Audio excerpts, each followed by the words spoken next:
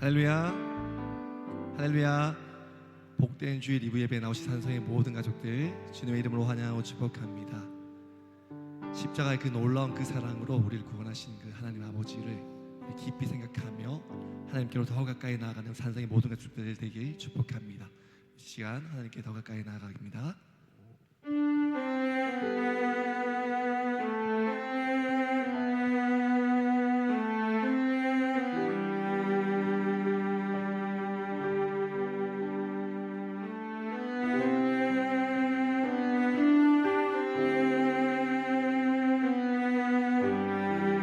하나님께로 더 가까이,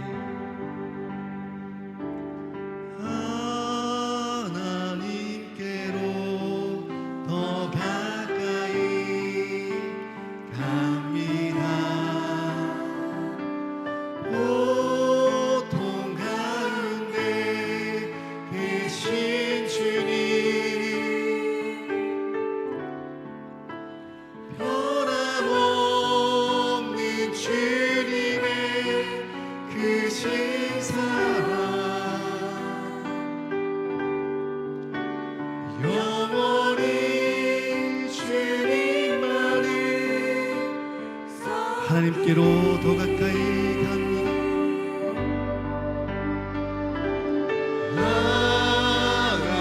하나님께로 더 가까이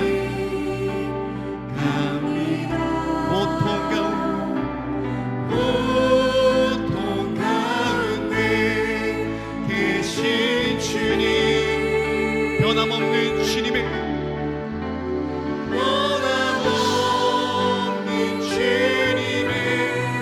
크신 사랑, 영원히 주님만의 성, 하나님께로 더 가까이 갑니다.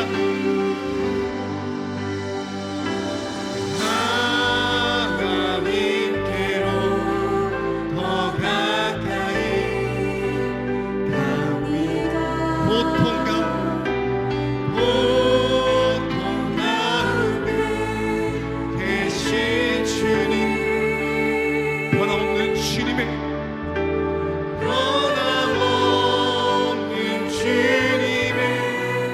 크신 사랑, 영원히 주님만을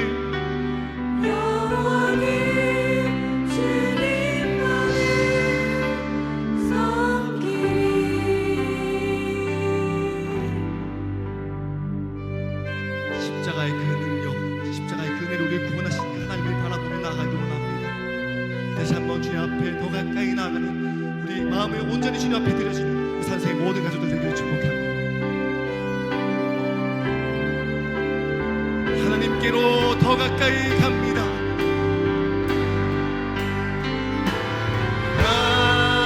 하나님께로 더 가까이 갑니다. 고통 가운데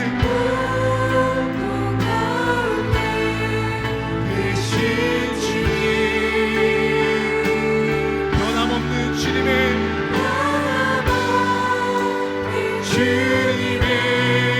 크신 사랑, 영원히 주님만을 하나님께로 더 가까이 갑니다.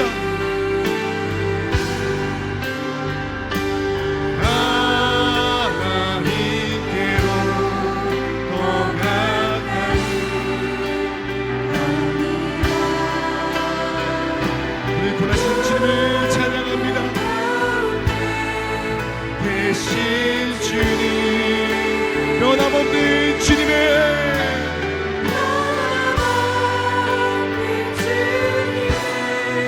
크신 사랑, 영원히 주님만을 영원히 주님만을 섬기는, 영원히 주님만을 섬기는 이 찬양 가운데 갈 길을 더 가까이 나가는 산성의 모든 것을 축복하며 주님께 영광의 박수 올려드리겠습니다. 할렐루야.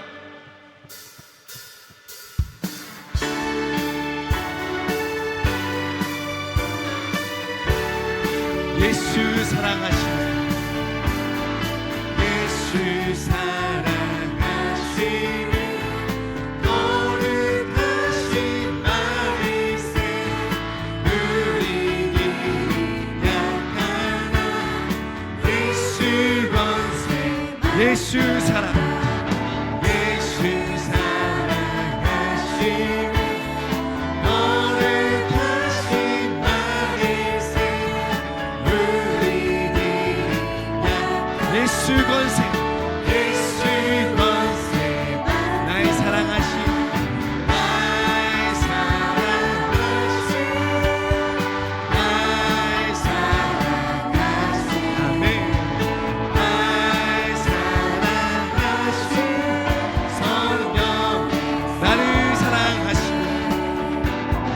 나를 사랑하신, 나의 죄를 다시서 나의 문을 여시고 들어가.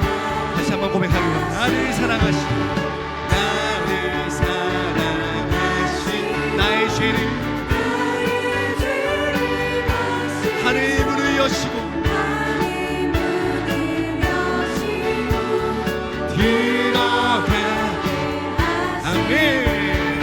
나의 사랑하신, 나의 사랑하신, 나의 사랑하신 성령, 내가 연약할수록, 내가 연약할수록 너를 깊이 여기서 높은 보좌 위에서 낮은, 우리 한 번 더 고백하겠습니다. 내가 연약할수록, 내가 연약할수록 너를 깊이 여기서 높은 보좌 위, 낮은 나를 보시네, 나의 사랑하신, 나의 사랑하신, 나의 사랑하신, 나의 사랑하신 성령, 나의 사랑하신, 나의 사랑하신, 나의 사랑하신, 나의 사랑하신 성령에서, 나의 사랑하신, 나의 사랑하신,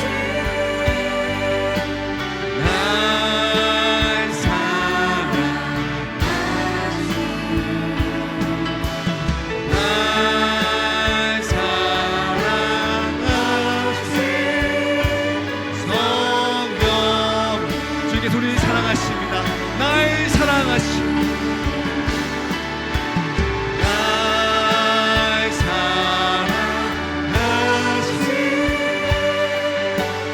나의 사랑하신, 아멘. 나의 사랑하신 성령,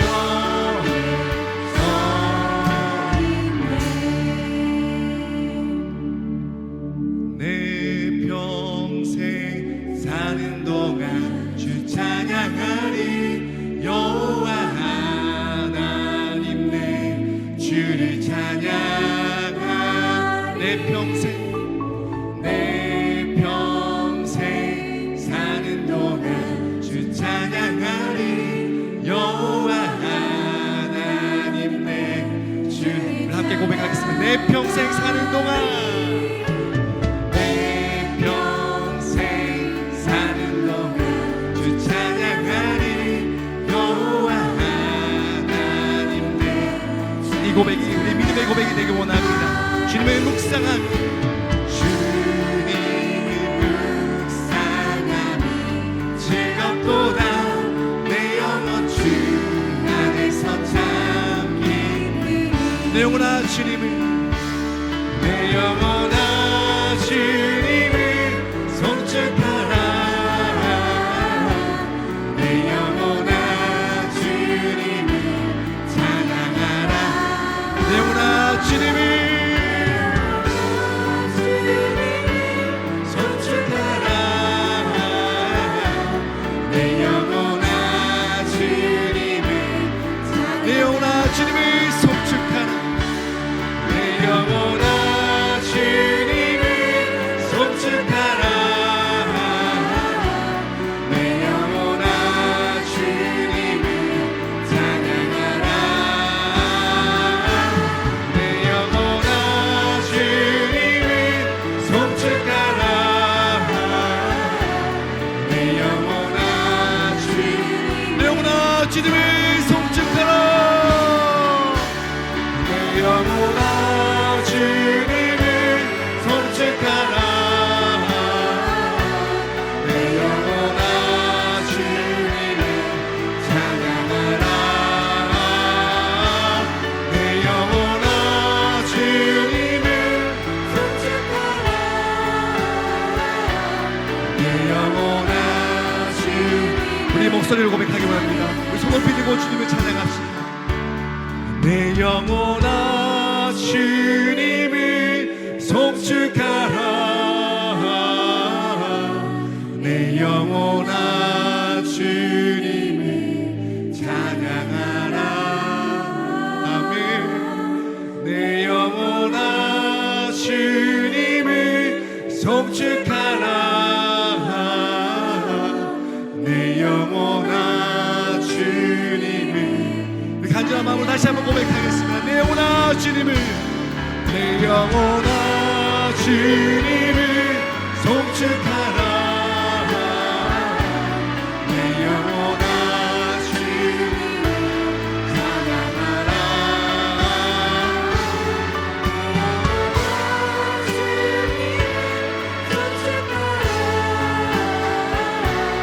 내 영혼아 주님을 찬양하라. 내 평생에 주님을 찬양하겠습니다. 주님께 영광의 박수 올려드리겠습니다. 할렐루야.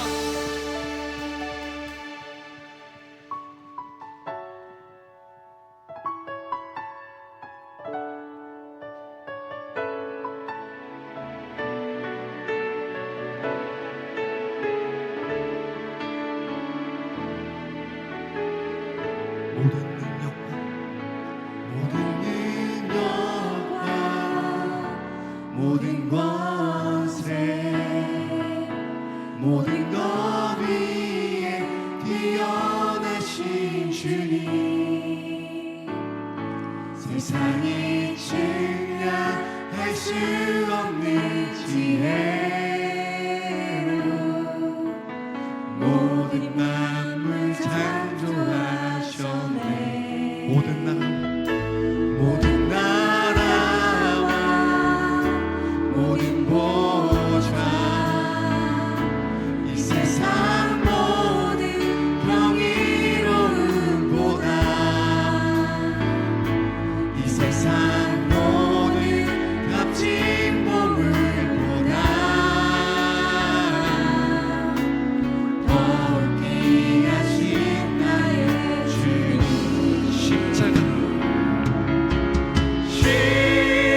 십자가 고통 당하사 버림받고 외면당하셨네. 짓밟힌 장미꽃처럼 나를 위해 죽으셨네. 나의 주 처음부터 다시 한번 고백하기 원합니다. 모든 능력과 모든 권세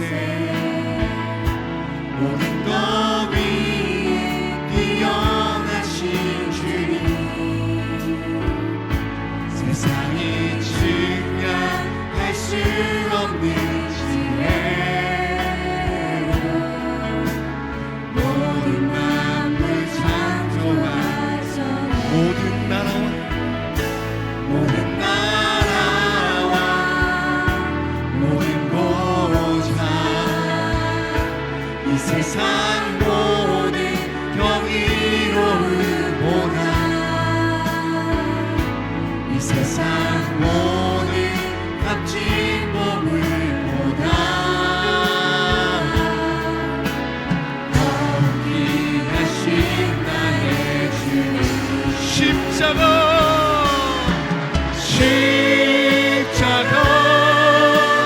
고통 당해서 버림받고 외면당하셨네 짓밟힌 단빛꽃처럼 나를 위해 죽으셨네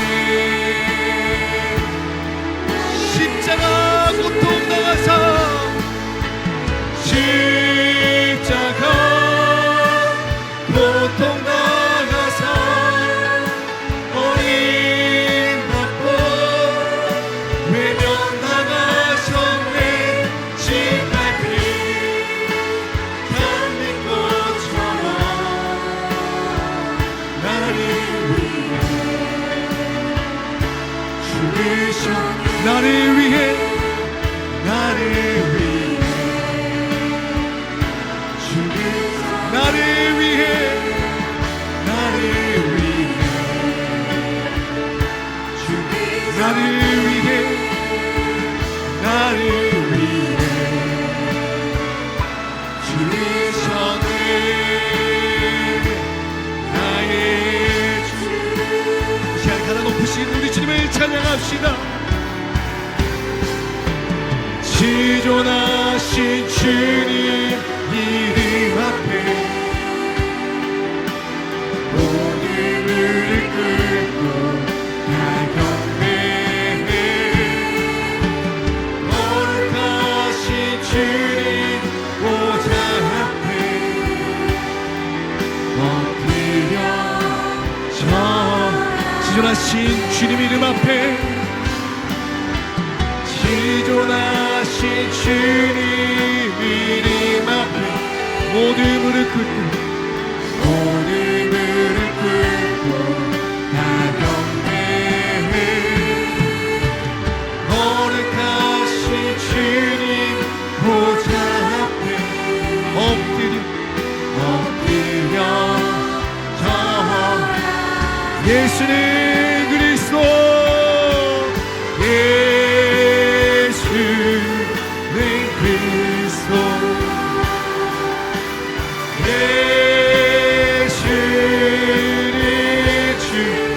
하나님의 영으로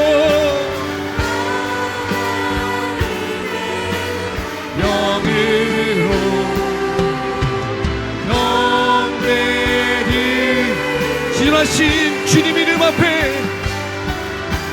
지존하신 주님 이름 모두 무릎 꿇고 모두 무릎 꿇고 다 경배해 거룩하신 주님 보좌 앞에 엎드려 그 두 손을 높이 들고 주께 선포하시 예수는 그리스도 예수는 그리스도 아멘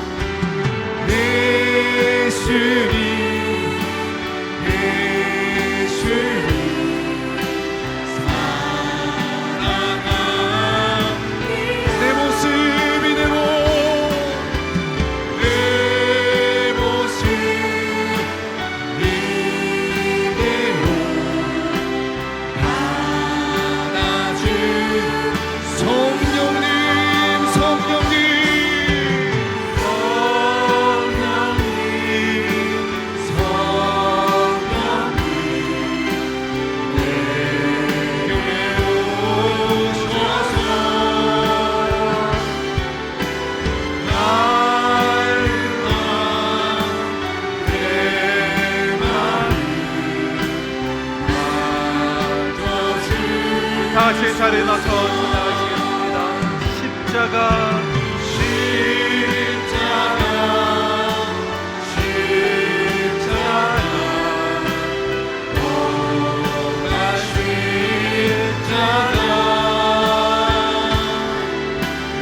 나의 죄를 위하여 죽으셨네.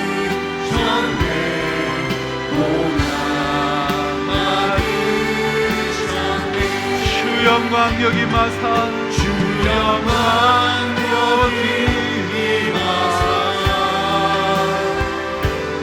열방 향해 그 빛 비추소서. 주의 얼굴 할 때 주의 향기 머무소서. 주 영광 여기 마사 주 영광 여기 마사 열방 향해 그 빛 비추소서. 주의 얼굴 할 때 주의 향기 머무소서.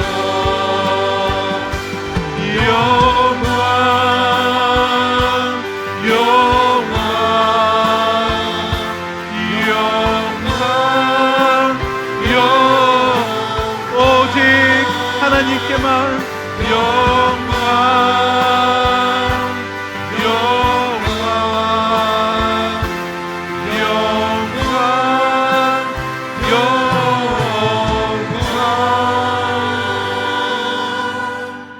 너희 모든 나라들아 여호와를 찬양하며 너희 모든 백성들아 그를 찬송할지어다.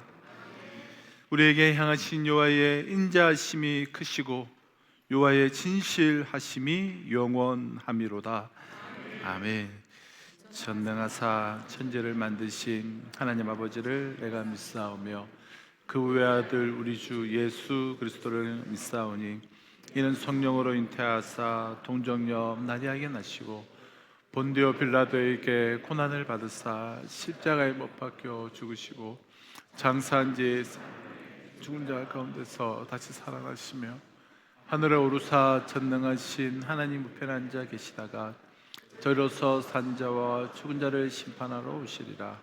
성령을 믿사오며 거룩한 공예와 성도가 서로 교통하는 것과 죄를 사하여 주시는 것과 몸이 다시 사는 것과 영원히 사는 것을 믿사옵나이다.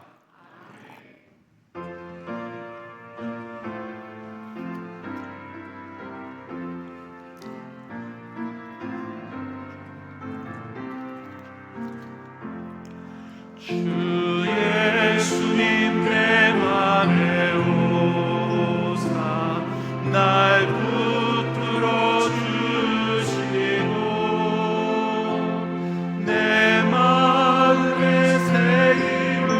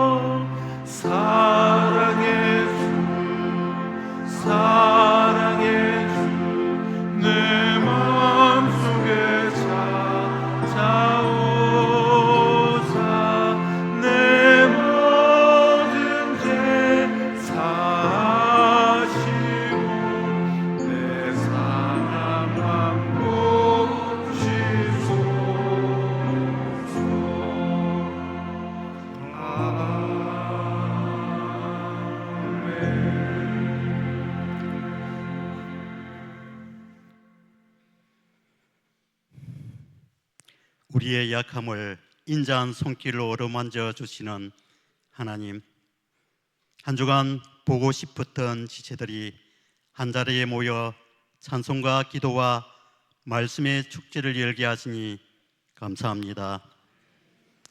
주님의 말씀이 영혼의 양식이 되어 우리를 부유하게 하시고 찬송과 기도가 영혼을 숨쉬게 하시니 감사합니다.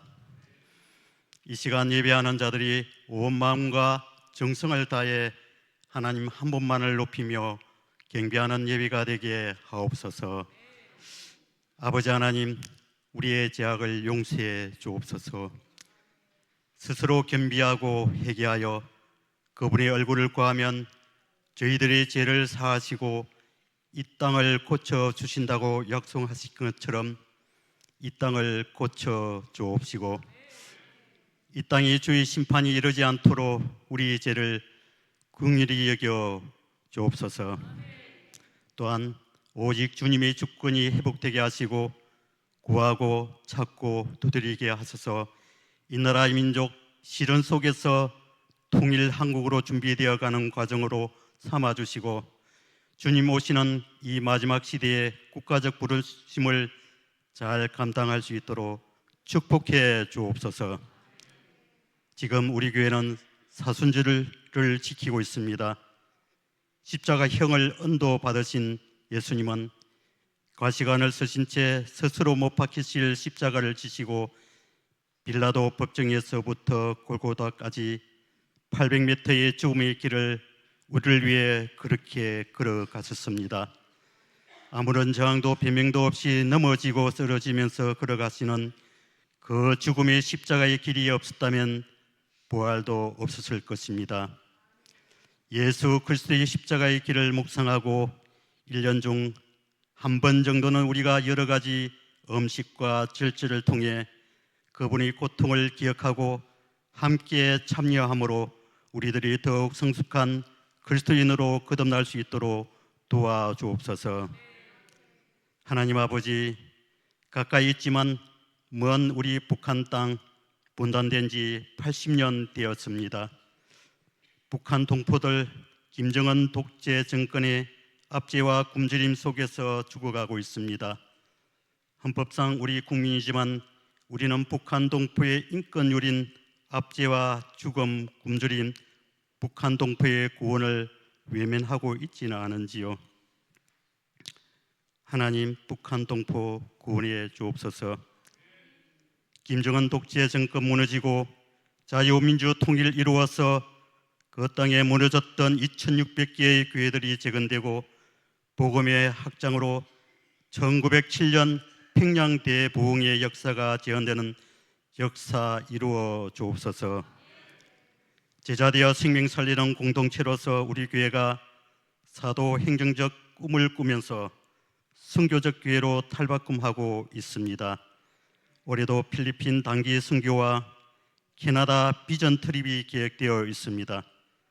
주께서 우리를 통하여 하나님이 나라가 확장되는 도구로 쓰임 받도록 인도해 주옵소서. 또한 3월에 새롭게 시작되는 SDT 산성 제자 훈련과 전도 폭발 2기 개강이 예정되어 있습니다. 잘 준비하여 주님 오실 길을 예배하는 산성교회 성도들이 되게 하여 주옵소서. 주님, 오늘 예배를 위해 기도합니다. 명하신 말씀이 곧 하나님이시다 라는 제목으로 말씀을 전해주실 이치용 담임 목사님께 능력을 다하셔서 말씀을 듣는 모든 성도들이 하나님의 뜻을 깨달아 거룩한 삶을 살게 하시고 오늘 할렐루야 찬양대 찬양을 기뻐 받아주시고 주님께서는 영광이 되게 하여 주옵소서. 오늘 땅끝에서 수고하시는 우리 교회가 직접 파송한 정종문 손혜민 선교사님과 자녀 하울율 아로의 건강을 지켜주시고 부르신 곳에서 복음 확장의 뜻이 이루어 주옵소서.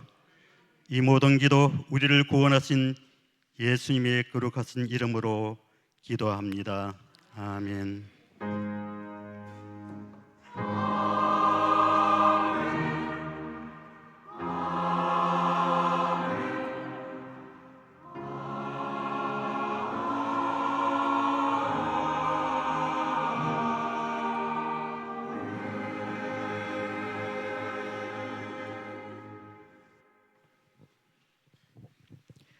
오늘 우리에게 주시는 하나님의 말씀은 사도행전 10장 24절에서 33절 말씀입니다. 사도행전 10장 24절에서 33절 말씀을 제가 봉독하도록 하겠습니다. 이튿날 가이사랴에 들어가니 고넬료가 그의 친척과 가까운 친구들을 모아 기다리더니 마침 베드로가 들어올 때에 고넬료가 맞아 발 앞에 엎드려 절하니 베드로가 일으켜 이르되 일어서라 나도 사람이라 하고 더불어 말하며 들어가 여러 사람이 모인 것을 보고 이르되 유대인으로서 이방인과 교제하며 가까이 하는 것이 위법인 줄은 너희도 알거니와 하나님께서 내게 지시하사 아무도 속되다 하거나 깨끗하지 않다 하지 말라 하시기로 부름을 사양하지 아니하고 왔노라. 묻노니 무슨 일로 나를 불렀느냐? 고넬료가 이르되 내가 나흘 전 이맘때까지 내 집에서 제 굿이 기도를 하는데 갑자기 한 사람이 빛난 옷을 입고 내 앞에 서서 말하되 고넬료야 내 하나님이 내 기도를 들으시고 내 구제를 기억하셨으니 사람을 요바에 보내어 베드로라 하는 시몬을 청하라. 그가 바닷가 무두장이 시몬의 집에 유숙하느니라 하시기로 내가 곧 당신에게 사람을 보내었는데 오셨으니 잘하였나이다. 이제 우리는 주께서 당신에게 명하신 모든 것을 듣고자 하여 다 하나님 앞에 있나이다.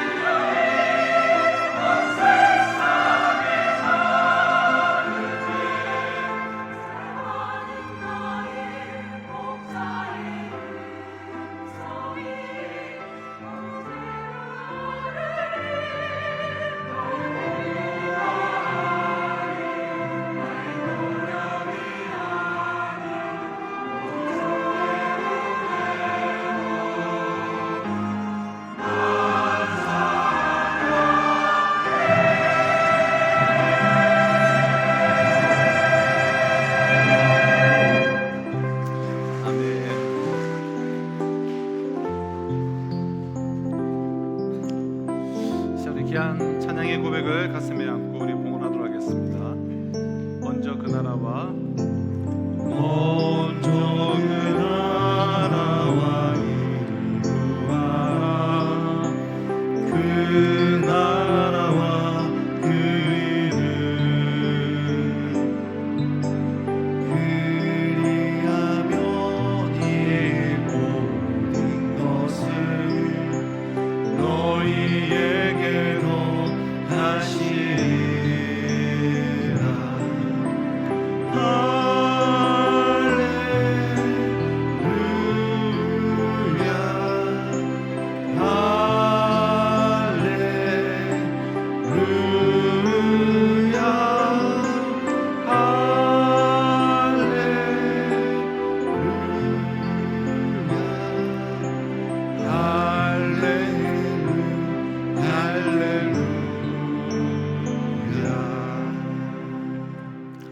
네, 우리 주일 2부 예배 나오신 우리 모든 성도님들을 주님의 이름으로 환영하며 축복합니다.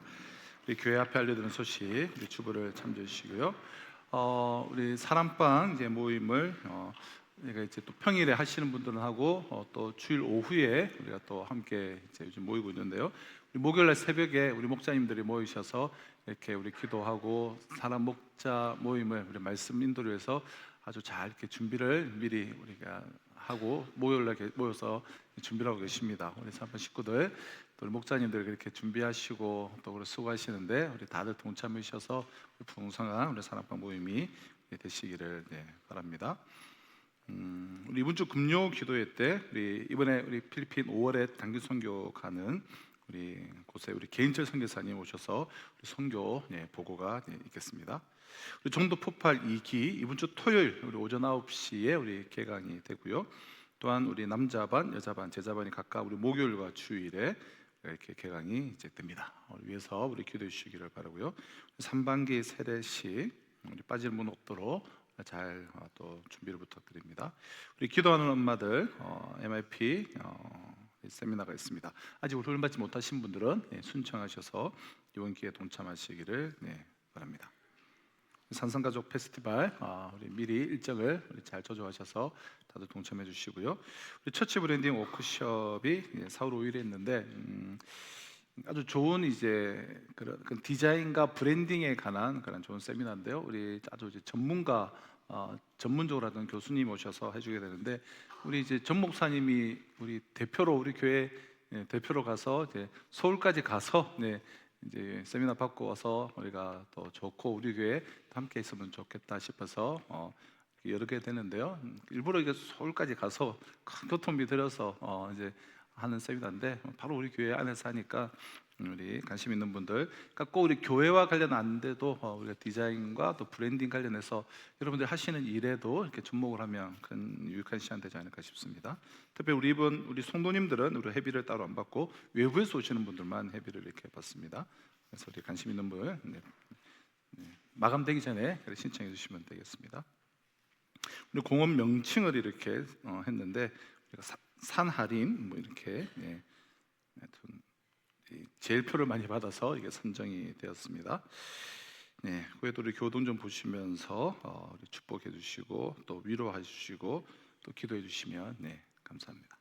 감사하겠습니다. 요바를 이제 출발한 이제 베드로가 그 이튿날 이제 가이사라의 이방인 고넬료의 집에 이제 도착을 했을 때 고넬료는 자기 친척들과 그리고 친구들까지 다 불러 모아 놓은 채 베드로를 이제 기다리고 있었습니다. 그때는 베드로에게 세 사람을 이제 보낸 지 이제 나흘째 되는 그런 날이었습니다. 베드로가 정확하게 언제 도착할지 이제 알 수가 없는 상황 속에서 고넬료가 친척과 그리고 친구들까지 다 불러 모으고 베드로를 기다리고 있었다라고 한다면 그 나흘 동안 이 고넬료가 베드로를 얼마나 간절히 기다렸는지, 그리고 베드로를 만나는 순간 고넬료의 그 기쁨과 감격이 얼마나 컸을지는 우리가 어렵지 않게 짐작을 해볼 수가 있습니다. 고넬료는 이 베드로를 이제 보는 순간 베드로의 발 앞에 엎드려서 베드로에게 절하며 마치 신을 대면하듯 그러니까 하나님을 정말 대면하는 마음으로 겸손히 맞이하였고, 베드로는 또한 26절을 보면 황급히 고넬료를 일으키며 신이기를 거부하는, 이러서라 나도 사람이다 라고 말하면서 자신의 자리가 어디인가를 베드로는 잊지를 않았습니다. 이와 같은 고넬료의 그 행위와 또 이에 대한 베드로의 반응이 무슨 의미인지에 대해서 우리가 지난주에 좀 자세히 그리고 깊이 살펴보았는데요. 자, 이어지는 오늘 본문 27절을 한번 보시면 더불어 말하며 들어가 여러 사람이 모인 것을 보고, 베드로와 고넬료는 지금 난생 처음으로 만나는 그런 순간입니다. 근데 이 둘은 서로 적대시할 수밖에 없는 관계예요. 이 지배 국가의 장교와 피지배 국가의 가난한 어부, 또 이방인과 유대인, 도무지 이렇게 연결거리가 없는 그런 관계예요. 그런데도 베드로는 이 처음 만난 이 고넬료와 다정하게 이야기를 나누면서 집안으로 들어갔습니다. 집안에는 고넬료의 집안 식구들은 물론이요, 친척과 친구들, 고넬료가 자신이 아는 사람들, 지인을 다 불러 모아서 함께 있었습니다. 베드로는 그들을 향해 먼저 이렇게 입을 열었습니다. 28절입니다. 이르되 유대인으로서 이방인과 교제하며 가까이 하는 것이 위법인 줄을 너희도 알거니와. 이 선민 의식에 젖어 있던 이 유대인들은 유대인들을 제외한 모든 이방인들, 즉 모든 외국인들을 짐승처럼 간주하면서, 하나님께 버림받은 짐승이라고 간주하면서 이방인과 교제를 하거나 식탁에서 같이 밥을 먹거나 이방인의 집을 방문하는 것을 철저하게 금기시했습니다. 따라서 유대인을 한 번이라도 만나본 적이 있는 이방인들은 유대인들의 그와 같은 배타적이고도 독선적인 간습을 잘 알고 있었습니다.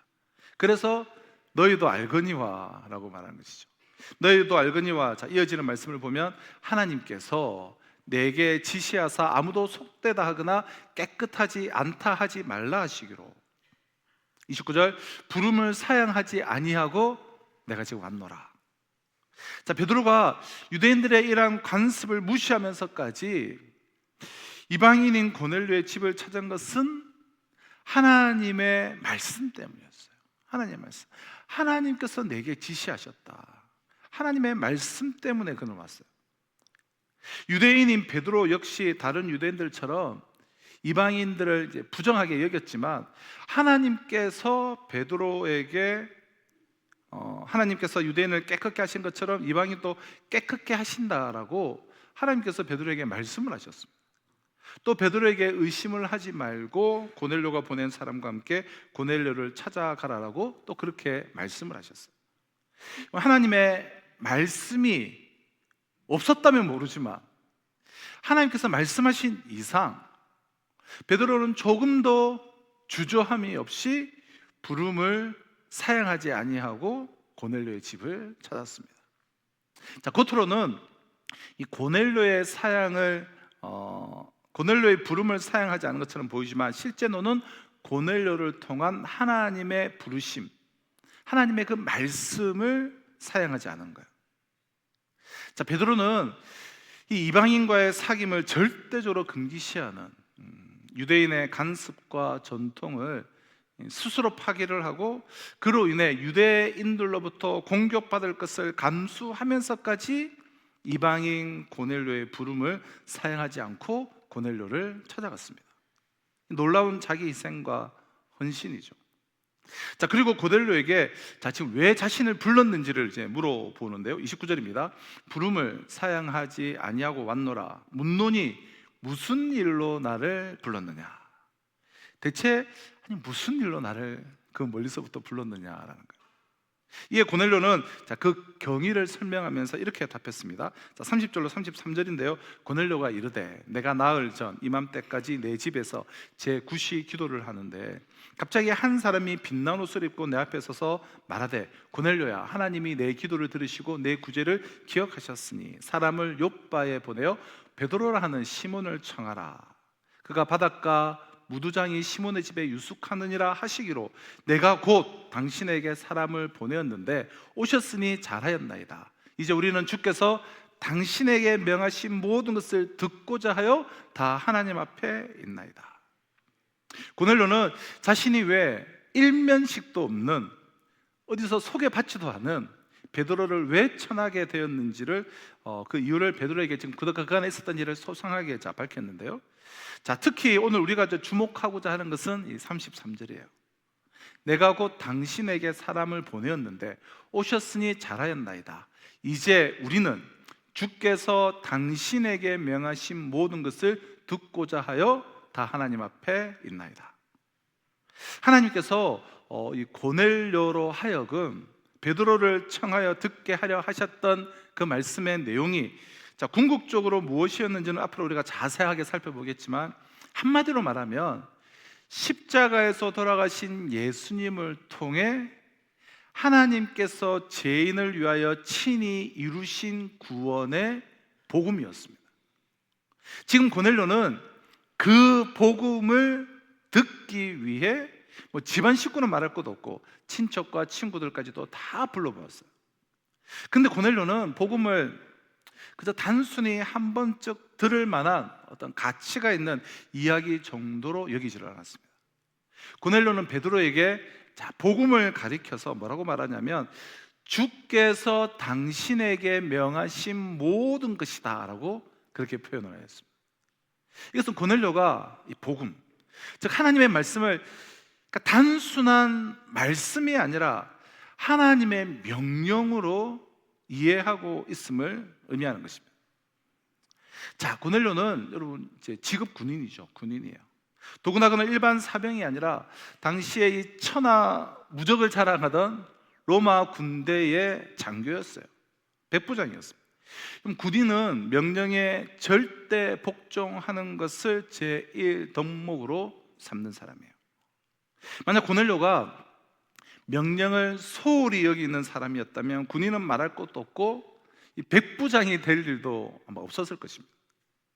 그가 로마 군대에 지금 백부장이 되었다라는 것 자체가 그가 평소에 이 명령 수행에 있어서 정말 철저한 군인이었음을 증명해 주고 있는 것입니다. 그 고넬료가 지금 하나님의 말씀을 그저 단순히 말씀이 아니라 하나님의 명령으로 지금 받아들이고 있습니다.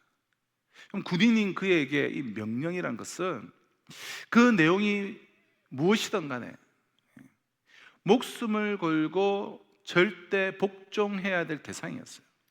명령이란 것은. 그러므로 고넬료는 하나님의 말씀을 정말 자기의 그 생명을 내건 절대 복종 이외에 다른 대안이 있을 수 없는 하나님의 절대 명령으로 지금 받아들이고 있다는 거예요. 명령이라는 것은 자신의 생명을 들여서라도 복종하는 것 외에는 다른 선택의 대안이 없는 게다가 하나님의 절대 명령이기에 하나님의 절대 명령으로 지금 받아들이고 있다는 거예요. 그러니까 놀라운 사실 고백이죠. 자, 그뿐이 아닙니다. 고넬료의 답변 마지막 부분을 다시 한번 보실까요? 이제 우리는 주께서 당신에게 행하신 모든 것을 듣고자 하여 다 하나님 앞에 있나이다. 하나님 앞에 있다. 지금 고넬료 앞에는 고넬료 자신과 똑같은 인간인 베드로가 앞에 있어요. 베드로밖에 없습니다. 차이가 있다면 베드로는 유대인인데 반해 자신은 이방인, 로마 시민이란 것뿐. 베드로와 고넬료 모두 본질적으로는 모두 동일한 인간이라는 의미에서는 하등의 차이가 없습니다.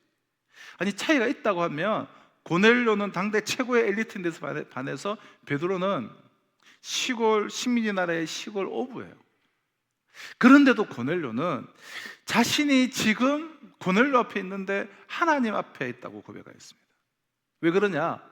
주께서 당신에게 명하신 모든 것을 듣고자 하기 때문에 나는 지금 그 말씀 앞에 있기에 하나님 앞에 있나이다라고 말하는 것이죠. 그럼 고넬료는 하나님께서 하늘에 계신다거나 산 너머 혹은 바다 건너에 계신 분이 아니라 당신의 그 말씀 속에 거하시는 분이심을 분명하게 알고 있었던 거예요. 자, 군인은 이 명령을 내린 상관이 보기 때문에 그의 명령에 복종하여서 적진으로 돌진하는 것이 아니에요. 명령을 내린 상관이 눈앞에 보이지 않더라도 군인은 나라의 명령, 나라를 위한 명령, 국가와 나라와 민족을 위한 명령이라면 그 명령을 수행하기 위해서 자기의 목숨을 거는 거예요. 군인은 상관의 명령을 동일시하기 때문입니다. 자, 고넬료 당시에는 좀 신약 성경이 아직 기록되지 않은 당시입니다. 그래서 고넬료는 베드로의 그 입을 통해 지금부터 전해질 하나님의 말씀과 하나님을 지금 동일시하고 있는 거예요. 바로 이것이 그가 지금 하나님 앞에 있나이다라고 고백했던 이유였습니다. 고넬료가 이처럼 하나님과 하나님의 그 말씀을 동일시하여서 하나님의 말씀을 절대 순종해야 할 하나님의 명령으로 이해한 것이야말로 참 이방인임에도 불구하고 그의 위대한 통찰이었고 하나님께서 정말 그를 특별히 사랑하실 수밖에 없는 이유였습니다. 자, 그렇다면 고넬료에게 있어서 이 절대 순종해야 할 하나님의 명령의 의미는 무엇이었겠습니까? 그 명령의 의미, 다시 말해 고넬료는 왜 하나님의 말씀을 절대 순종하지만 않으면 안 될 명령으로 받아들였겠습니까? 군인이기에 누구보다도 명령의 무게를 잘 알고 있는 그가 왜 하나님의 말씀을 아무런 꺼리낌 없이 절대적인 명령으로, 그 로마 황제의 명령보다 더 절대적인 명령으로 그가 받아들였겠느냐라는 거예요. 고넬료가 하나님의 말씀을 가리켜 주께서 당신에게 명하신 모든 것이라고 이렇게 표현을 하고 있는데요. 이때 명하다라는 의미로 사용된 헬라어 동사는 이 프로스탁소라는 그런 단어인데요. 이 프로스탁소를 직역을 하면 바르게 정리하고 세우다라는 의미예요. 바르게 정리하고 세우다. 따라서 고넬료가 하나님의 말씀을 절대 순종해야 할 하나님의 그 명령으로 받아들인 것은 하나님의 그 말씀 속에서만 자기의 인생이 바르게 정리가 되고 세워짐을 그는 알았기 때문에. 다시 말해 고넬료는 하나님의 말씀만이 자기 인생을 바르게 정리하고 세워줄 수 있는 그런 절대 기준임을 그는 정확하게 알고 있었습니다. 여러분, 한평생 내 욕망을 쫓느라 자기 인생을 바르게 정리하지도 못하고 바르게 세우지도 못한 채 단 한 번뿐인 인생을 정말 아무 의미도 없이 허비해 버린 뒤에야 가슴을 치며 그 후회하는 사람들이 오늘날 여러분 얼마나 많습니까? 이러한 때에 오직 하나님의 말씀 속에서만 인생이 바르게 정리되고 정말 세워질 줄로 우리는 믿습니다. 오직 하나님의 그 말씀 속에서만 인생이 바르게 정리되고 세워짐은 하나님께서 인생을 창조하신 창조주이시기 때문에, 그러므로 하나님의 말씀을 자신의 목숨을 걸고 순종해야 할 절대 명령으로 받아들이는 것은 자신의 인생을 영원히 바로 세우는, 바로 자기 자신을 위한 여러분 유일한 길인 거예요. 자, 이 사실을 정확하게 알고 있었던 고넬료는 얼마나 이 위대한 신앙인입니까? 그처럼 성숙한 신앙을 소유한 고넬료의 삶이 하나님의 그 말씀 속에서 바르게 정리되고 세워져 갔을 것임은 두말할 필요가 없어요. 그래서 사도행전 10장에서 이 전체를 할애해서 고넬료 이야기를 성경이 하는 거죠. 자, 이 점에서는 여러분 베드로도 마찬가지였습니다. 베드로가 요빠의 그 무두장이 집에서 체류할 때 그 집 옥상에서 기도하다가 환상 속에서 하나님의 그 말씀을 듣지 않습니까? 그때 상황과 관련해서 우리가 19절, 20절은 이렇게 증언하고 있죠. 베드로가 그 환상에 대하여 생각할 때 성령께서 그에게 말씀하시되 두 사람이 너를 찾으니 일어나 내려가 의심하지 말고 함께 가라. 내가 그들을 보내었느니라 하시니. 자, 19절을 보면 분명히 성령 하나님께서 고넬료가 보낸 사람을 가리켜서 당신께서 보낸 사람들이니 의심하지 말고 함께 가라고 베드로에게 말씀하셨다. 19절 말씀하셨다라고 증언하고 있어요. 성령께서 그에게 말씀하시되 즉 명령하시되가 아니라 말씀하시되요. 말씀하시되. 그런데도 베드로는 그 말씀을 들어도 좋고 듣지 않아도 무방한 단순한 말씀으로 간주하지를 않았습니다. 베드로는 그 말씀을 이행하기 위하여 그동안 자신의 정말 금과 옥조처럼 여기고 지켜오던 유대인의 간습과 전통을 스스로 그는 파괴하고 그로 인해 같은 유대인들로부터 공격받을 것을 그는 감수하면서까지 이방인 고넬료를 찾아갔습니다. 베드로 역시 하나님의 말씀을 목숨을 걸고 절대 순종해야 할 하나님의 명령으로 받아들였기 때문에, 만약 베드로가 하나님의 말씀을 듣고서도, 우리도 참 하나님의 말씀을 많이 듣지만 듣고서도 수행하지는 않았다면, 그는 일평생 하나님을 믿는다면서도 하나님의 뜻과는 위배되는 그릇된 삶을 그릇된 줄도 모르고 그는 살았을 거야. 그 결과 이스라엘의 변방 갈릴리의 비천한 오부에 지나지 않았던 베드로의 삶은 2000년 전 이미 한 줌의 그 흙으로 허무하게 흔적도 없이 사라져버리고 말았을 거야. 자, 그러므로 베드로가 하나님의 이 말씀을 하나님의 명령으로 받아들여 유대인의 그런 전통과 그 모든 간습을 스스로 파기하고 그로 인해 동족들로부터 욕을 듣는, 죽음의 위협을 당하는 그 모든 것을 감수하면서까지 이방인 고넬료를 찾아간 것은 결과적으로 그것은 자기 자신을 위한 일이었어요. 하나님의 모든 말씀을 하나님의 명령으로 받아들여 순종해 가는 가운데 그는 인류의 역사를 정말 새롭게 하는 사도가 될 정도로 그의 삶이 바르게 정리되고 또한 영원히 세워졌기 때문에요. 하나님의 말씀으로 자신의 삶이 바르게 정리되지 못한 이의 삶은 반드시 이 허무라는 종착역에 도착을 하게 됩니다. 온 세상을 그냥 다 정복하고 더 정복할 땅이 없어서 울었다라고 하는 그 헬라의 그 알렉산더 대왕, 그 그리스의 알렉산더 대왕의 그 울음의 본질은 허무예요. 허무. 그럼 세계 정복을 위해서 정말 철저한 자기 관리를 하지 않았겠습니까? 목적 성취를 위해서 자기 훈련은 물론이고 얼마나 그 수하의 군사들에게 혹독한 훈련을 시켰겠습니까? 그다음 모든 것을 집중하고 온 힘을 다해서 세상을 정복한 거예요. 그러나 정복하고 나니 너무 허무한 거예요. 이것 때문에 그렇게 내가 혹독한 훈련을 시키고 사람들에게 엄격하게 때로는 강하게 질책하고 그랬단 말인가. 다 정복하고 나니 참 왜 그랬을까 하는 생각이 들면서 이 깊은 허무 속에 빠지게 되는 것입니다.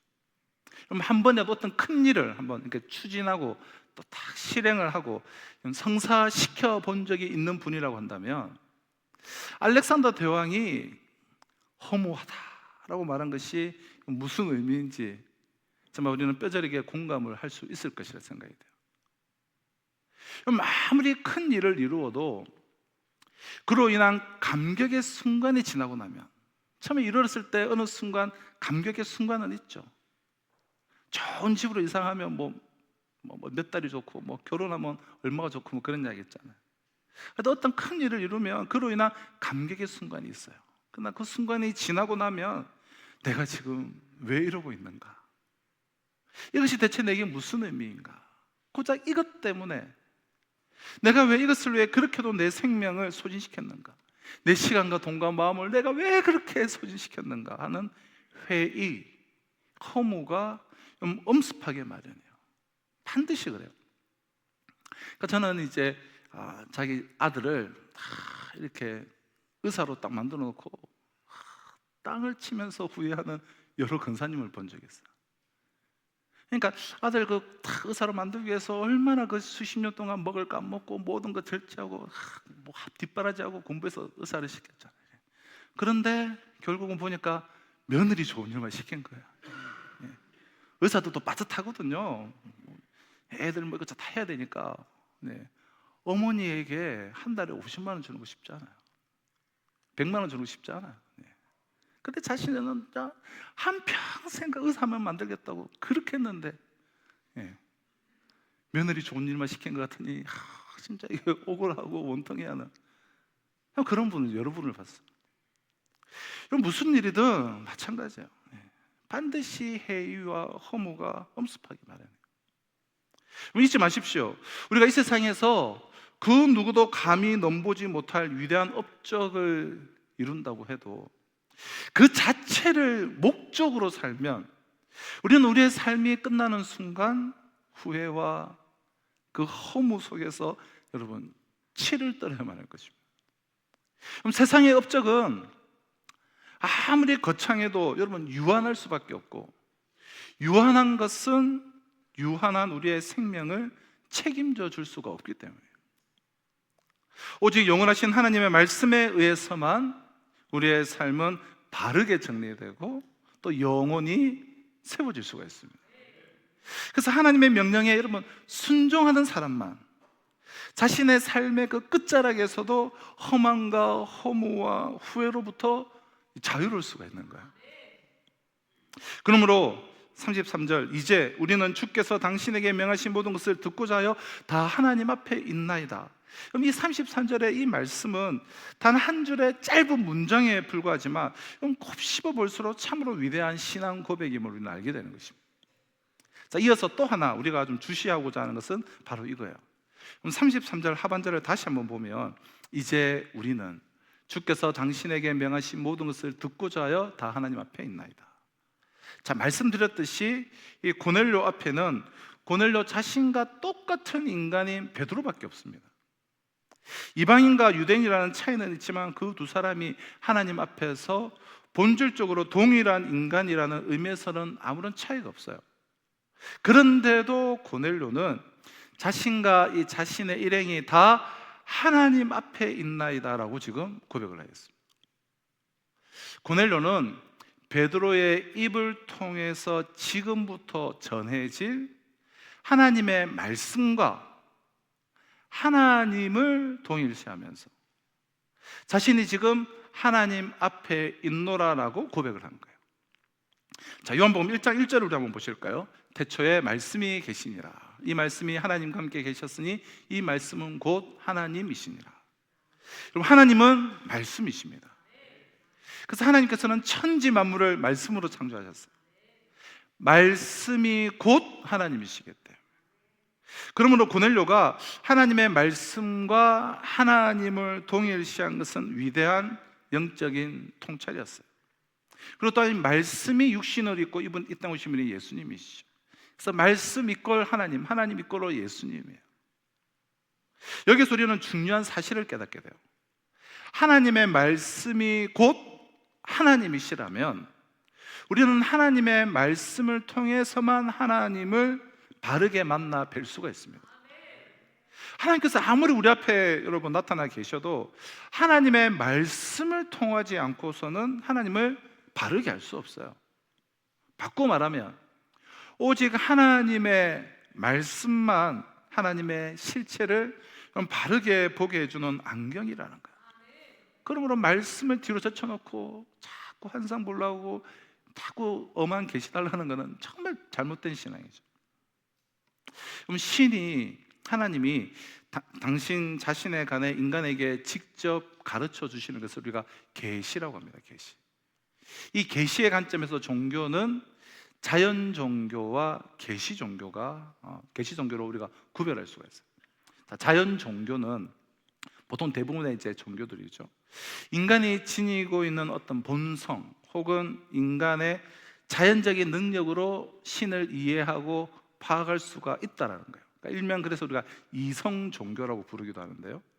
그러니까 신을 알아가는데 인간 스스로 이렇게 신을 알아가는 거예요. 인간 스스로. 자, 이에 반해서 계시 종교는 인간의 힘으로는 도저히 알 수 없는 하나님의 진리 혹은 신비를 하나님께서 스스로 밝혀 주신다라는 입장이에요. 그렇지 않겠습니까? 개미가 지금 나의 생각과 나의 이런 비전, 제 뜻 다 알겠습니까? 모르죠. 하물며 인간이 하나님의 그런 것을 어떻게 알겠어요? 알 수가 없어요. 그래서 하나님께서 스스로 밝혀주신다는 것이 계시예요. 이런 의미에서 기독교는 계시의 종교입니다. 하나님께서 우리에게 당신 자신을 밝혀주시고 가르쳐 주시기에 우리가 하나님을 알 수 있기 때문에, 이것이 이제 일반 종교와 기독교의 명확한 차이점이라고 할 수가 있는데요. 불교나 도교 같은 이 모든 고등 종교들은, 이 하등 종교는 말할 것도 없고, 이 모든 고등 종교들은 신이 우리에게 진리를 알려주지 않기에 인간 스스로 깨달아야 되는 거예요. 그러니까 진리를 온갖 고행과 수행과 노력을 통해서 찾아가야 되는 거예요. 신이 인간과 소통을 하지 않습니다. 즉 인격적이지 않다는 거예요. 그래서 이런 구도의 과정을 한자로 우리가 암중모색이라고 하지 않습니까? 그러니까 깜깜한 방에서 이제 더듬어서 알아가는 과정이라고 해서 암중모색이라고. 그러기에 불교 같은 경우에는 이 장좌불화라고 해서 눕지를 않고 똑바로 앉아서 수행을 하게 돼요. 진리를 알기 위해서. 성철 스님 같은 경우는 8년 동안 한 번도 눕지 않으셨다라고 하죠. 그런 용맹정진하는 시간을 통해서 그 시간을 갖기 위해서 이제 집도 떠나고 결혼도 하지 않고 깨달음을 얻기 위해서, 그렇게 해서 성철 스님께서 깨닫게 된 것이 인간은 죄인이다라는 거잖아요. 그 귀한 깨달음이었어요. 죄를 깊이 깨달았죠, 이분은. 근데 죄만 깨닫고 그렇게 죽은 거예요. 뭐 나의 죄악이 뭐 숨이 사네 뭐 어쩌고 하면서, 근데 그러시다가 죽으신 거예요. 그러나 계시의 종교는 이렇게 진리를 구하는 과정으로는 인간이 하나님이나 진리에 다다를 수 없기에 하나님이 인간을 찾아오셨다는 거예요. 찾아주셨다는 거예요. 할렐루야. 하나님이 인간과 먼저 소통을 하셨습니다. 계시를 해주셨습니다. 하나님께서 우리에게 당신 자신을 밝혀주시고 가르쳐 주시기에 우리가 하나님을 알 수가 있다는 거예요. 그럼 계시는 또 이제 일반 계시와 특별 계시로 우리가 나눌 수가 있는데요. 하나님께서 이 자연 현상을 통해서 당신을 보여주시는 것을 우리가 일반 계시다라고 말하죠. 우리는 이제 끝도 없이 펼쳐져 있는 이 우주의 그 광대함, 폭풍의 그 위력, 계절의 변화, 지금 막 씨앗이 막 움트고 막 새싹이 막 나오고 이파리가 나오고 있지 않습니까? 이런 놀라운 자연의 변화등과 같은 자연 현상을 통해서 그 모든 것을 창조하신 하나님의 그 위대하심을 알 수 있다는 거예요. 자연 만물에 새겨진 하나님의 그 위대하심. 그러나 일반 계시를 통해서는 하나님의 외적인 능력밖에 알 수가 없습니다. 하나님의 권능이나 하나님의 위력과 같은 대우주 만물 자연과 같은 이러한 다스리시는 하나님의 외적인 면 이외에는 알 수 없는 단점이 있어요. 한계가 있어요. 반면에 특별 계시는 하나님께서 특별히 우리에게 주신 당신의 말씀, 즉 성경 말씀입니다. 성경 말씀을 통해서 우리는 하나님의 내적인 그 내적 계시를 우리는 알게 돼요. 겉으로 드러나 보이지 않는 하나님의 그 속성과 그 의도, 하나님의 그 뜻과 그 섭리 계획, 하나님의 사랑과 하나님의 그 공의 등을 성경 말씀을 통해서 피조물이 하나님의 내적인 부분을 알 수 있게 되었다. 예를 들어서 축구를 좋아하는 우리 축구 팬들이 이 손흥민 선수의 그 활약에 아무리 열광을 해도 텔레비전을 통해서 우리가 그의 경기를 시청하기만 해서는 그의 외적인 능력 외에는 알기가 어려워요. 이를테면 그의 드리블이 얼마나 현란하고 스피드하고 파워가 있는지, 또 골은 얼마나 많이 넣었는지, 또 어시스트는 기가 막힌 어시스트는 얼마나 또 많이 했는지 등과 같은 외적인 능력만을 알 수 있을 뿐이죠. 그의 뭐 인간됨이나 그러한 인격, 그리고 속내, 생각, 비전, 꿈, 이런 내적인 면은 전혀 알 수가 없습니다. TV만 주구장창 봐서는. 내적인 것을 알기 위해서는 그를 취재한 기사나 심층 인터뷰가 돼요. 혹은 그가 직접 쓴 글을 특별히 읽어보아야만 알게 되는 것이죠. 이처럼 겉으로 외적으로 드러나 보이지 않는 하나님의 이러한 내적인 계시를 특별히 알게 해주는 것이 이 성경 말씀이기에 성경 말씀을 가리켜서 우리가 특별 계시다라고 하는 것이죠. 그럼 태양을 우리가 제대로 보고 이제 관찰을 하려고 한다면 태양 관찰 안경을 꼭 착용을 해야 됩니다. 태양을 그냥 바로 내가 내 맨눈으로 한번 보겠다, 큰일 나죠. 강력한 직사광선과 이 자외선으로 인해서 맨눈으로 보면 눈을 상하게 돼요. 실명도 할 수 있게 됩니다. 그러니까 일반적인 이 선글라스라도 빛이 워낙 강해서 쳐다볼 수가 없어요. 어릴 때 여러분들은 그렇게 해보셨는지 모르겠는데 저는 이제 콜라병 있지 않습니까? 콜라병 안에 이제 콜라 검은 액체가 있으니까 또 이렇게 하면 반대면이 보여요. 그래서 저는 그거를 가지고 이렇게, 옛날에 선글라스가 없었다니까 막 콜라병에 있는 콜라로 이렇게 해를 보려고 한 적이 있었는데요. 근데 아무리 이렇게 막 둘러봐도 잘 이제 볼 수가 없었습니다. 그럼 태양 관찰 안경만이 자외선 같은 이 태양의 빛을 차단하고 태양의 실체를 바르게 볼 수 있게 해주는 것이죠. 그럼 특별 계시인 성경 말씀은 하나님을 바르게 뵙게 해주는 특별 안경이에요. 그럼 그 안경 없이는 인간의 그 죄와 그 욕망의 그 유해한 빛으로 인해서 하나님을 우리는 바르게 볼 수가 없어요. 오직 그 말씀의 그 안경만이 죄와 욕망의 그 모든 유해한 빛들을 차단하고 영원하고 광대하신 하나님의 실체를 비로소 바르게 보고 알게 해주는 것입니다. 그 말씀이 육신을 입고 이 땅에 오신 분이 여러분 예수님이십니다. 볼 수 없는 하나님을 인간이 두 눈으로 똑똑히 볼 수 있게끔 하나님께서 예수님을 통해서 당신을 친히 보여주신 거예요. 친히. 그래서 어느 날 하나님을 직접 보게 해달라는 이 제자 빌립의 요청에 대해서 예수님께서 요한복음 14장에서 이렇게 말씀하신 적이 있어요. 빌립아, 내가 이렇게 오래 너희와 함께 있을 때 너가 나를 알지 못하느냐? 나를 본 자는 아버지를 보았거늘 어찌하여 아버지를 보이라 하느냐? 내가 아버지 안에 거하고 아버지는 내 안에 계신 것을 너가 알지 못하느냐? 내가 너희에게 이르는 말은 스스로 하는 것이 아니라 아버지께서 내 안에 계셔서 그의 일을 하시는 것이라. 내가 아버지 안에 거하고 아버지께서 내 안에 계심을 믿어라. 빌립은 이 자신의 눈앞에 계신 예수님을 봄으로 보이지 않는 하나님을 볼 수가 있었습니다. 자, 그러나 우리는 예수님과 동시대의 사람들이 아니에요. 예수님께서는 이미 2000년 전 이 땅을 거쳐 가셨을 뿐, 우리는 이 세상 어디에서도 육신을 지닌 예수님을 우리는 만날 수가 없습니다. 그렇다면 우리에게는 예수님을 볼 수 있는 길이 영영 사라졌고 예수님을 만날 수 없으므로 하나님을 볼 수도 없게 된 것입니까? 네. 그것은 아니죠. 우리는 성경 말씀 속에서 언제든 예수님을 만날 수가 있고, 예수님 당시만 하더라도 극소수의 선택된 자들만 예수님을 통하여서 하나님을 볼 수가 있었어요. 그러나 우리는 성경 말씀 속에서 언제든 예수님을 만날 수가 있고 그 예수님을 통해 여전히 우리는 하나님을 배울 수가 있습니다. 우리는 성경 말씀 속에서 인간을 섬기시고 인간을 죄에서 구원하시기 위해 당신 자신을 십자가의 제물로 내어놓으신 예수님을 만남으로 인간을 향한 하나님의 그 깊은 사랑을 우리가 성경을 통해서 볼 수가 있고, 불의와 거짓과는 일절 타협하지 않으시고 예루살렘 성전을 더럽히는 사악한 무리를 쫓아내시는 그 예수님을 통해서 하나님의 그 공의를 우리는 확인하게 되는 것입니다. 그뿐만이 아니죠.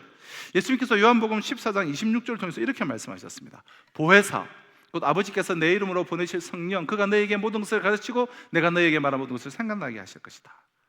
주님께서는 성령님의 그 역할이 우리에게 모든 것을 가르쳐 주시고 주님의 말씀을 기억나게 해주시는 것이 성령님의 역할이라고 말씀하셨어요. 따라서 우리는 주님의 그 말씀이 기록되어져 있는 성경 말씀을 통해서만 우리를 향한 성령님의 역사도 우리가 바르게 알 수 있는 거예요. 자, 무슨 말입니까? 지금 성부, 성자, 성령 하나님에 대해서 제가 말씀을 드린 거예요. 이처럼 우리는 오직 성경 말씀을 통해서만 성부, 성자, 성령 삼위일체 하나님을 바르게 뵙고 알 수 있고 또 하나님의 뜻을 바르게 분별할 수가 있습니다. 그러므로 오직 하나님의 그 말씀 속에서만 우리의 삶이 바르게 정리가 되어지고 영원히 허물어지지 않고 세워짐은 두말할 필요가 없는 거예요. 그래서 잠언 1장 7절이 이렇게 증언하고 있죠. 여호와를 경외하는 것이 지식의 근본이거늘 미련한 자는 지혜와 훈계를 멸시하느니라.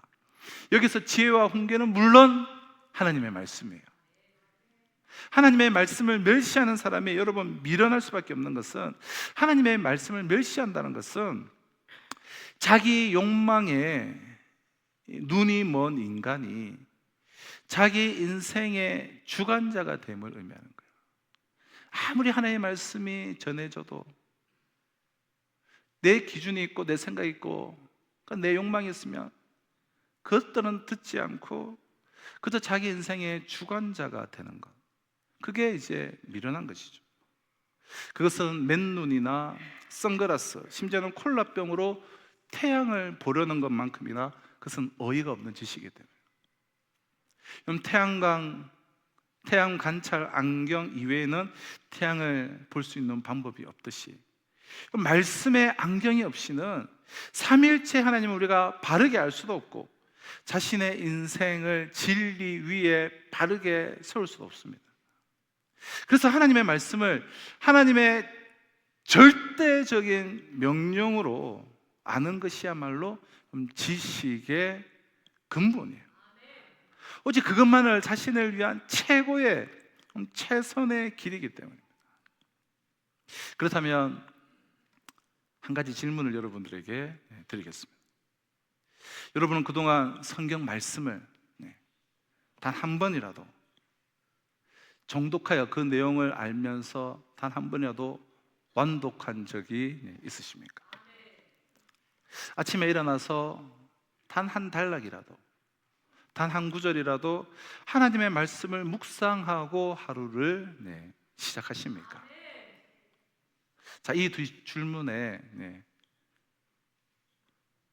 아멘하신 극소수의 분외에 침묵으로 계셨던, 그래서 이 질문에 그렇다고 답변할 수 없는 분들이 이 자리에 계신다면 전 그분들에게 다시 묻겠습니다. 하나님을 믿는다면서도 그동안 성경 말씀을 완독해 본 적도 없고 아침에 일어나 하나님의 말씀을 단 한 구절도 읽지 않고 하루를 시작하신다면 여러분은 지금 과연 누구를, 무엇을 지금 믿고 계십니까? 하나님을 믿는다면서도 말씀의 안경으로 하나님을 알려 하지도 않고 하나님의 말씀으로 하루를 시작하지도 않는다면 그럼 그 사람은 하나님을 믿는 것이 아니라 실은 자기 자신의 그 생각과 욕망을 섬기는 자기 숭배자가 아니겠습니까?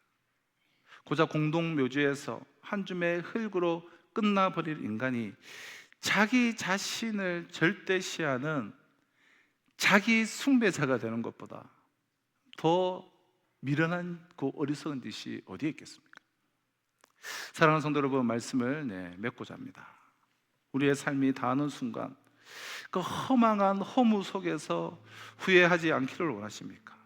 그렇다면 고넬료처럼, 베드로처럼 이제부터 우리 모두 주님의 모든 말씀을 절대 순종해야 할 주님의 명령으로 받아들이십시다. 그 명령을 수행하기 위해서 우리의 목숨을 거십시다. 그때부터 우리의 인생은 주님의 말씀 속에서 주님의 말씀에 의해 바르게 정리되고 또 영원히 세워지기 시작할 것입니다. 이를 위해 우리 모두 이제부터 말씀의 안경을 착용했으면 좋겠어요. 매일 하나님의 말씀을 읽고 하나님의 말씀으로 하루의 그 일과를 시작하시는 거예요. 그 말씀의 안경으로 언제나 우리 옆에 계시는 삼위일체가 하나님을 뵙고 그 말씀의 안경으로 우리 자신을 나 자신을 성찰을 하고 그 말씀의 안경으로 우리의 이웃을 보고 그 말씀의 안경으로 또한 이 세상을 보면서 그 말씀 위에 우리 자신을 바르게 세우는 것입니다. 그때부터 우리의 가정과 우리의 일터 그리고 우리의 사회에는 우리로 인해서 하나님의 사랑과 하나님의 정의가 활짝 꼽히게 될 것입니다. 말씀의 안경을 쓰고 살아가는 우리를 통해서 삼위일체 하나님께서 이 시대 속에 친히 역사하실 것이기 때문입니다. 기도하시겠습니다. 하나님의 말씀을 단순히 말씀이 아니라 절대 순종해야 할 하나님의 절대적인 명령으로 받아들여 하나님의 명령을 수행하는 일에 나의 삶을 드리게 목숨을 걸게 하여 주옵소서. 그 결과 우리의 삶이 하나님 말씀 위에서 바르게 정리되고 또한 영원히 세워지게 하여 주옵소서. 하나님의 말씀을 하나님의 절대적인 명령으로 받아들여 내 삶을 드림으로 주님의 말씀 속에서 죄로 어그러지고 욕망으로 헝클어졌던 우리의 삶이 바르게 정리되고 영원히 세워지게 하여 주옵소서. 이를 위해 이제부터 우리 모두 말씀의 사람이 되어 매일 아침 말씀의 안경을 쓰고 하루를 시작하게 하여 주옵소서. 그 말씀의 안경으로 하나님을 뵙게 해주시고 말씀의 안경으로 나 자신을 성찰하며 모든 편견들을 깨트리게 해주시고 말씀의 안경으로 극복해야 할 현실을 보게 해주시고 말씀의 안경으로 지향해야 할 참된 미래를 내다보게 하여 주시옵소서. 그리고 그 말씀의 안경으로 이 시대를 옳게 분별할 수 있는 지혜를 주시옵소서. 곳곳에 꽃망울이 터지고 꽃이 피기 시작했습니다. 말씀의 안경으로 시대를 옳게 분별할 수 있는 지혜를 주심으로 우리가 서 있는 그곳에 하나님의 생명과 사랑과 그리고 공의가 활짝 꽃피게 하여 주시옵소서. 예수님의 이름으로 기도합나이다. 아멘. 자, 우리 주신 약속의 말씀 우리 가슴에 새기며 우리 마지막 찬양 함께 찬양하도록 하겠습니다. 내가 누려왔던 모든 것들이 내가 지나왔던 모든 시간이 내가 누려왔던 모든 것들이 내가 지나왔던 모든 시간이 내가 걸어왔던 모든 순간이 당연한 것 아니라 은혜였소. 내가 하나님의 자녀로 내가 하나님의 자녀로 살며 오늘 찬양하고 예배하는 복음을 전할 수 있는 축복이 당연한 건 아니라 은혜였소. 모든 것이 은혜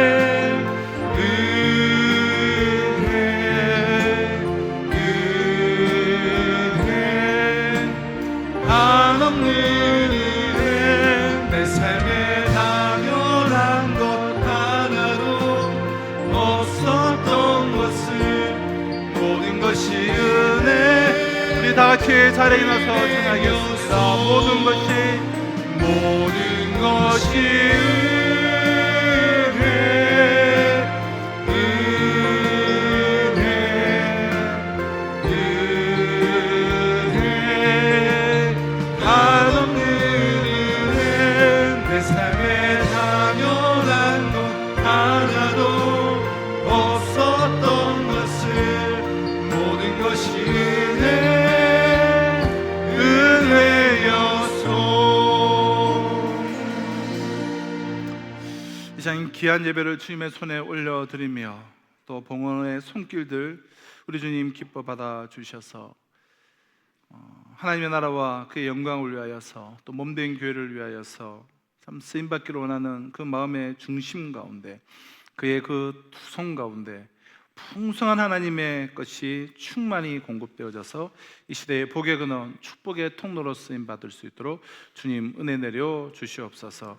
연약함 가운데 있는 성도들 회복에서 충만함으로 이끌어 주시옵소서. 오늘도 열방을 품고 나는 모든 선교사님들과 우리와 함께 협력 동력하는 선교사님들과 이 지역 사회의 모든 교회들 가운데도 갑절에 은혜 위에 은혜를 부어 주셨기를 간절히 바라옵고 소원하며 지금 우리 주 예수 그리스도의 은혜와 하나님의 사랑과 성령의 역사 교통하심이 하나님의 말씀을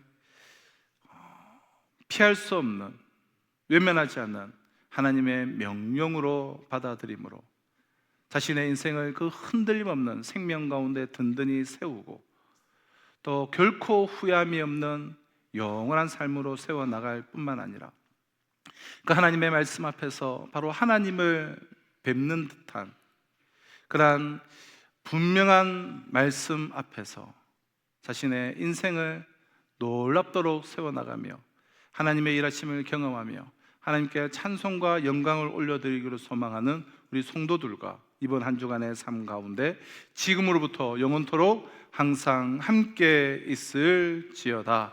아멘.